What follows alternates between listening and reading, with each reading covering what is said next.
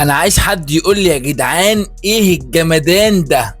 بامانه ربنا انا البوستر اول ما نزل انا انبهرت جدا جدا بيه. متخيل احمد السقا وياسمين عبد العزيز هما الاتنين بيعملوا فيلم مع بعض؟ يا جدعان ايه الجمدان ده. بامانه ربنا انا البوستر جامد قوي قوي قوي قوي قوي قوي. الفيلم هينزل يوم 22/7. انا عايز بس رسالة لكل المخرجين والمنتجين، انا كده القبض كله هيروح على الافلام. حرام عليكم ارحمونا شوية، مش كده؟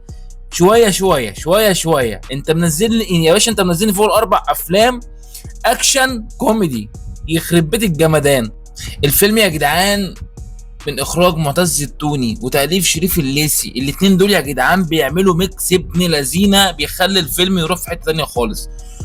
ومن طبعا من ابطال طبعا احمد السقا، ياسمين عبد العزيز، لبلبه، محمد رضوان، مصطفى ابو سريع.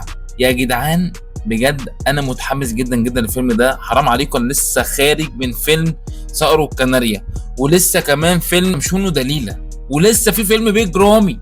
حرام عليكم القبض كله هيروح على الافلام. هناكل ايه ونشرب ايه؟ هناكل افلام ونشرب افلام؟ بالراحه علينا يا جدعان، مش كده؟ بالراحه علينا. سبتوا ايه للعيد بقى؟ سبتوا ايه للعيد؟ لايك بقى يا جدعان ومتابعه. قول لي انت متحمس الفيلم ده قد ايه؟ بجد انا متحمس جدا جدا.